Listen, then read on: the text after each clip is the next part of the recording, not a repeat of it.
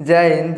देखिए इस वीडियो में समझते हैं जैसे बच्चा माँ के गर्भ से जन्म लेता है काहे रोता है, क्या माँ के गर्भ में बच्चा रो सकता है या नहीं रो सकता है, उसके विषय में समझते हैं। तो सबसे पहले हम बच्चे के विषय में समझते हैं। अब समझिए है क्या है, ये समझिए माँ के गर्भ में एक बच्चा है। अब बच्चा माँ के गर्भ में कैसे बनता है, तो जब मेल और फीमेल आपस में शारीरिक संबंध बनाते हैं और जैसे शारीरिक संबंध बनाया जाता है तो पुरुष के टेस्टिस क्या होता है, स्पर्म निकलता है और महिला के ओवरी में क्या होता है, अंडा बनता है। तो स्पर्म और अंडा एक साथ मिलते हैं तब जाके क्या होता है, एक बच्चे का निर्माण होता है। समझ में गया।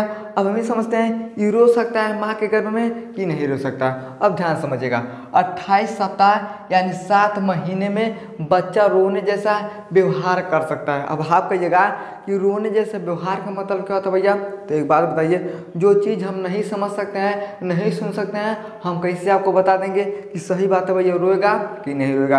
अब बताइए 7 महीना में बच्चा कहाँ होता है, तो माँ के गर्भ में रहता है। बाहर कब आता है, तो 9 महीना में। कब आता है, ये 9 महीना में बाहर आता है। लेकिन 28 सप्ताह यानी 7 महीने में बच्चा रोने जैसा व्यवहार कर सकता है। अब उसके विषय में थोड़ा समझिए। अब समझिए गर्भ में बच्चा क्यों नहीं रोता है। एक चीज़ समझिएगा, रोने के लिए, बोलने के लिए, गाने के लिए क्या होता है, हवा का ज़रूरत होता है। अगर हवा का संपर्क हमारे कान में नहीं आएगा ना, हम किसी भी चीज़ को ना ही सुन सकते हैं ना ही समझ सकते हैं। अब जैसे मान लीजिए ज़मीन है, ज़मीन में हम क्या करते हैं, 4 फुट का क्या करते हैं, गड्ढा खन देते हैं, उसी में किसी आदमी को हम लोग सुता देंगे।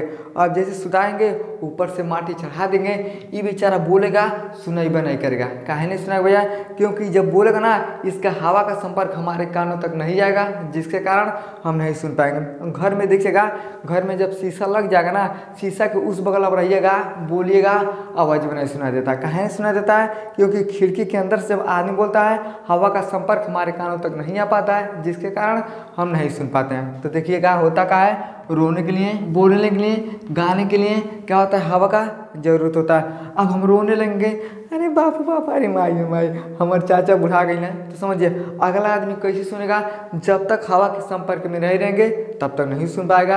अब मान लीजिए हम बोलते हैं कहो भैया, अरे कहाँ जाता रहा, जैसे मान लीजिए कोनो आदमी है 500 मीटर की दूरी पे, 100 मीटर की दूरी पे, हम खूब दूर से चिल्लाएंगे ए भैया कहाँ बड़ा, कैसे सुनेगा भैया, यानी जब हवा का संपर्क होता है तभी क्या करेगा, वो सुन पाएगा।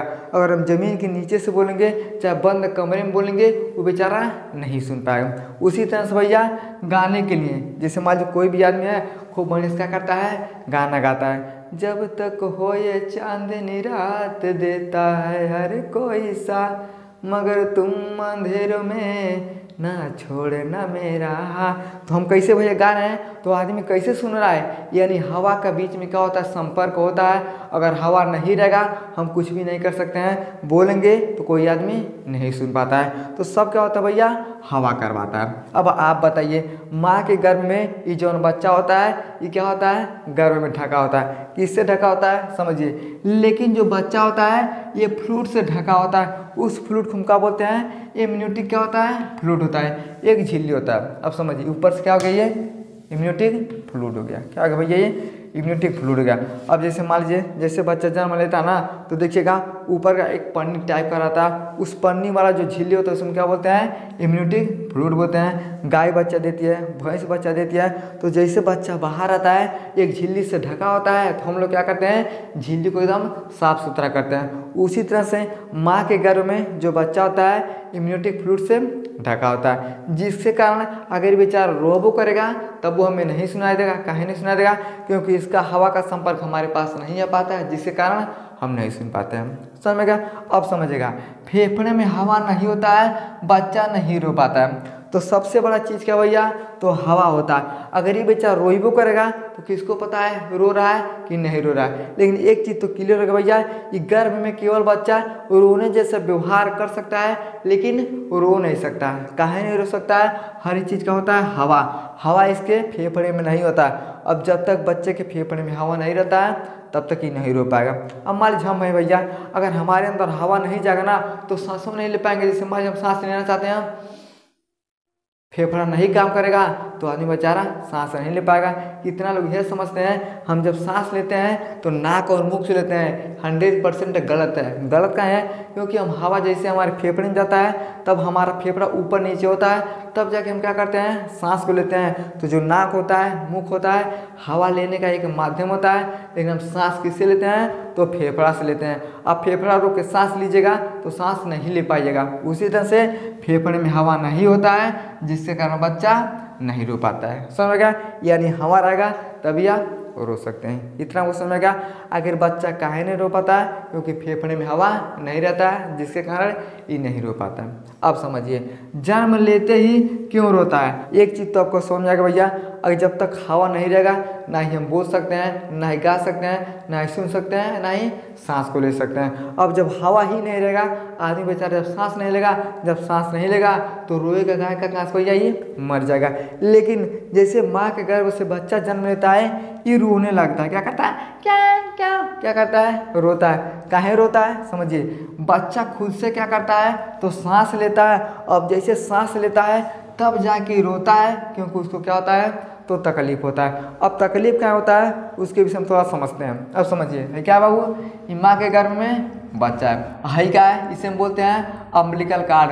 अम्बिलिकल कार्ड का काम क्या होता है, तो बच्चा इसी के द्वारा क्या करता है, अपने पोषण को लेता है और इसी के माध्यम से क्या करता है, बच्चा सांस लेता है। लेकिन सांस लेने के लिए भैया जैसे बच्चा जन्म लेता है तो नाक और मुंह क्या होता है, सांस लेने का माध्यम होता है। लेकिन माँ के गर्भ में बच्चा सांस किससे लेता है, तो नाभिक से लेता है। क्या होता है, इसे हम बोलते हैं नाभि बोलते हैं। क्या बोलते हैं, नाभि बोलते हैं। तो बच्चा माँ के गर्भ में सांस कैसे लेता है, तो नाभिक से लेता है, और ये अम्बिलिकल कार्ड से लेता है। अब अम्बिलिकल कार्ड ही क्या होता है, तो बच्चे का ये शोषण करवाता है। अब बच्चा भैया भोजन कैसे करता है, इसे हम बोलते हैं प्लेसेंटा। क्या होता है, प्लेसेंटा होता है। तो जो भी माँ खाती है उसका पोषण क्या होता है, इस अम्बिलिकल कार्ड के माध्यम से आता है और बच्चे में आराम से पोषण होता है। तो पोषण बच्चे के अंदर कैसे जाता है, इस प्लेसेंटा के माध्यम से। बच्चा सांस कैसे लेता है, तो अम्बिलिकल कार्ड के माध्यम से लेता है और ये नाभिक से जुड़ा होता है। अब जैसे बच्चे का जन्म होता है, जैसे अम्बिलिकल कार्ड को काट दिया जाता है। अब जैसे काट दिया जाता है तो बच्चे के अंदर क्या होता है,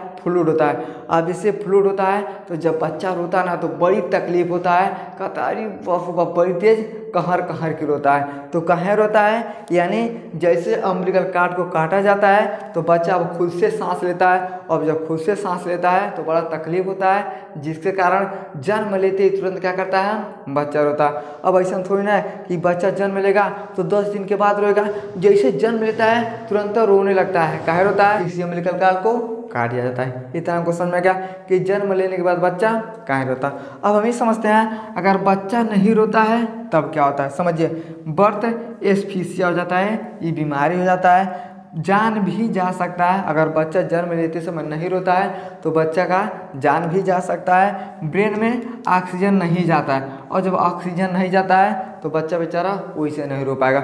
अगर आपके ब्रेन में ऑक्सीजन नहीं जाएगा तो ब्रेन हेमरेज हो जाएगा, आदमी वैसे मर जाएगा। तो जिस तरह से आदमी मर जाएगा उसी तरह से अगर बच्चा जन्म लेता है, ब्रेन तक ऑक्सीजन नहीं जाता है, तब वो बच्चा नहीं रो पाता है। आप एक मूवी देखे होंगे 3 इडियट, लास्ट में दिखेगा जैसे बच्चे का जन्म होता है ना, वो रोबा नहीं करता है तो सब क्या करते हैं, पिठिया पैसा तड़तर तड़तर क्या करते हैं, थपथपाते हैं। काहे थपथपाते हैं, क्योंकि बच्चे के अंदर क्या होता है, फ्लूइड होता है। अब जैसे बच्चा रोता है तो फ्लूइड क्या होता है, बाहर आता है, उसे तकलीफ होता है तो रोता है। लेकिन जब बेचारा थपथपाने पे भी अगर फ्लूइड नहीं निकल पाता है तो क्या कहते हैं, नली लगा के उस फ्लूइड को निकाला जाता है। अगर थपथपाने से बच्चा रोता है तो फ्लूइड बाहर आ जाता है। अगर नहीं रो पाता है बेचारा, समझिए बर्थ एस्फीसिया हो गया, जान भी जा सकता है क्योंकि ब्रेन में ऑक्सीजन नहीं जा पाता है, इसलिए नहीं रोता है तो ये सब समस्या हो जाता है। समझ में क्या, आई होप आपको समझ में आएगा कि बच्चा कब रोता है और क्यों रोता है। क्या माँ के घर में बच्चा रो सकता है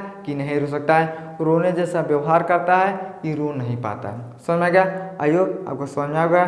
समझ में आ गया तो वीडियो को लाइक से सब्सक्राइब जरूर करें। जय